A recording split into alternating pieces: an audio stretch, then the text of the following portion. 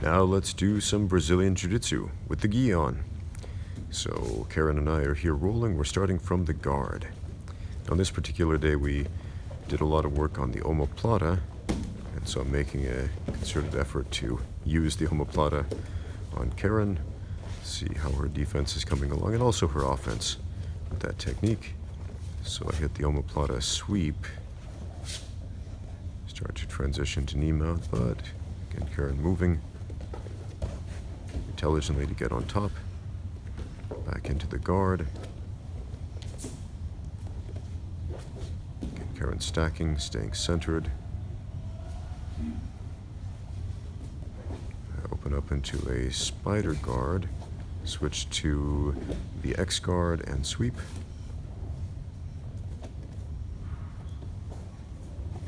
Into knee mount. Karen hip escaping. An attempt at a triangle choke. I posture.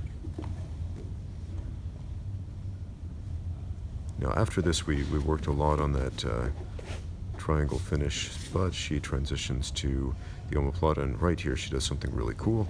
Kicks that leg out to create momentum to break the posture. Posture is paramount in defending in an omoplata attempt. And she switches to side control.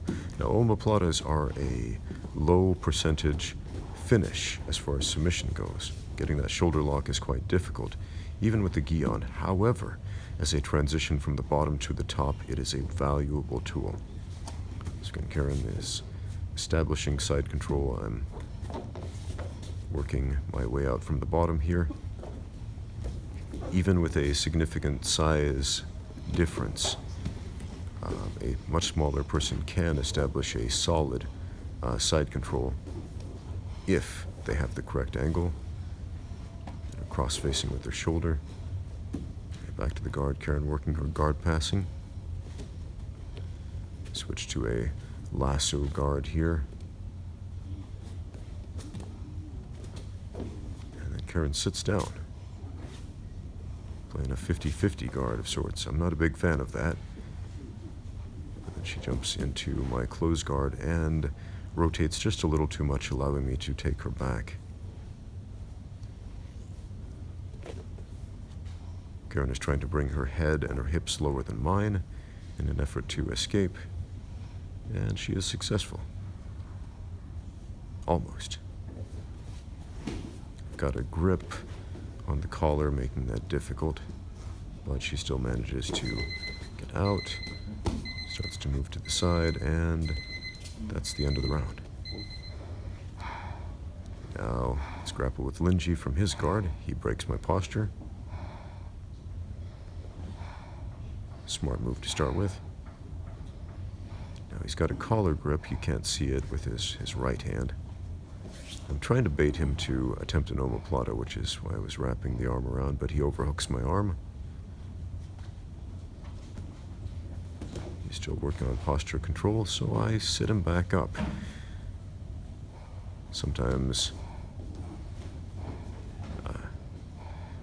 when I sit my partner back up, I can post on their hip, jiggle a little bit, and they'll slide right off. But Linji's a pretty heavy guy. I mean, he's a strong guy. He outweighs me a little bit. So I posture up, driving my hips forward. Linji is attempting to sweep me, but since I have my hips forward and my posture up, he's unable to. I'm working his legs around my body so I can guard pass into side control. Again, Linji's making some frames with the arms there, those pesky frames. Grabbing the fabric on my gi, making it more difficult, but I make some frames of my own. Almost. He almost recovers guard. I almost get that cross side pass, and then he recovers guard. Linji starts working his open guard. Right here, he's attempting a sweep by putting almost like a scissor sweep on one leg. Now, the actual scissor sweep on both legs is illegal under IBJJF rules, which I think is nonsense. Also, it's currently illegal in judo. There was a high-profile judo match back in the day where Yeah, an accident happened. Anyway, I'm setting up a Darce choke from north-south here. I'm transitioning from the quarter Nelson to the attempting the Darce there, but I need to get my arm in there deeper, which I do, and there's the tap from the Darce choke. If you have long, lanky arms like I do, that's a good move for you. It's back into Linji's guard. Again, I'm wrapping my left arm around his hip, trying to bait him to attempt an omoplata. Trying to get him to do that stuff we worked on in class on this particular day, but he's not having it. So, Linji grabs the back of my collar, attempting to posture control while he opens the guard. When you open the guard, when you put your heels on the hips, it is so important to control the posture. Because if not, you're opening yourself up to a series of guard passes and leg locks. So if you post your feet on the hips, make sure you have control of posture and or the arms. All right, next round with Karen, this time from Karen's guard. I posture up, she opens up, she's thinking about a triangle. And since we've made this video, Karen's got a lot better at the triangle. I mean, this girl pays attention. She really pays attention to the details. She's switching over to the omoplata, and I attempt to shoulder roll out. And Karen does a pretty good job of putting pressure on, but I Granby out, and then another Granby roll, and another Granby roll back into guard. But she passes my guard right away. Just slips right through. Something about being significantly smaller than your opponent. It's not always a disadvantage. And I loop my foot into her belt. So I get this sweep from side control. It's something I learned from one of Jean-Jacques Machado's old books. Yeah, you can use that belt and your feet to change position sometimes. That's why it kind of bugs me when people take off their belts and throw them away like it doesn't matter. I mean, it's part of the uniform. It's part of the sport. Now, in real life, if you're going for self-defense applications, whatever, take off the belts, take off the gis all you want, but if you're gonna, oh, there's the omoplata sweep again. If you're going to roll for the sport of Brazilian Jiu-jitsu, you know, just put your belt on. It's part of the sport. There are techniques you can use using specifically that belt. And nice elevator sweep from Karen, but she left a leg behind, so I catch her in my half guard right there. And recover into full guard. Karen stacks, stands up. Now, I much prefer standing guard passes to kneeling guard passes. Excellent use of her head right there. So I'm trying to work that lasso guard again. It's not something I use a lot, but once in a while I'll put the gi on and play around with it. And Karen attempting a straight ankle lock, and I stand up, putting the pressure on my foot, but she sweeps me. Back into the half guard. And loss of balance. And we're back into Karen's open guard. She's attempting an omoplata again. But she's attempting to finish without first pinning my shoulder to the floor. But she's correcting that mistake. And I'm driving a lot of pressure down onto the shoulder to stop that shoulder lock. That's the end of the round. Another round with Linji. This time in my guard. Linji is hard to control. He's a strong dude, and he loves hand fighting coming from that Bagua tradition, so I put my arms behind my head where he can't hand fight, but he reaches down, allowing me to break his posture, at least momentarily. Got a collar grip right here. But again, it's like fighting a couple of vices on each hand.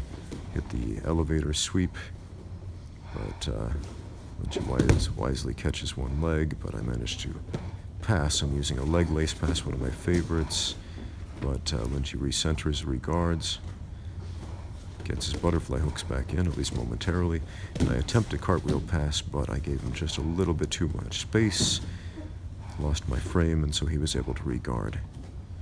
And that shaking the hand thing right there. When you create motion, you reduce friction. So sometimes you can break grip simply by flopping your hand around like a fish on land. And sometimes not. He's got a nice tight sleeve grip right there, so Linji working his spider guard. Now he could have got a nice sweep right there, but I showed him afterward how to do it, where you elevate your opponent from their hips when you have this sleeve control with their posture broken over. The one thing I don't really like that I'm doing right here is looking downward, basically breaking my own posture. I should be looking at him through my peripheral vision rather than head on.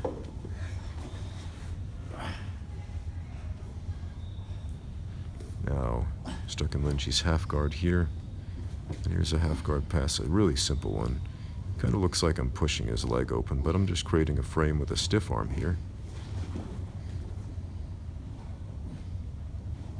But I opt to go to top right position, kick over, attempt to wiggle that leg out. Linji holds on fast, so I kick back to the top position and jiggle that knee out. So now I'm in quarter guard or quarter mount, which allows me to hit the twister roll, which gives me a whole bunch of submission options. I opt to take that arm and go for the back. Now first, I think I release the grapevine and try to get my second hook in, but Linji's not having that because of the position of his right leg, so I switch back to the grapevine and hit the rear naked choke. You don't actually have to get both hooks in to get the rear naked choke. In fact, that single leg grapevine I find is a much more powerful controlled position to finish a rear naked choke from. But you won't score for it in an IBJJF tournament. So if your goal is points, yeah, forget about that. If your goal is control, it's an excellent position. Anyway, thank you for watching. Now get out there and train.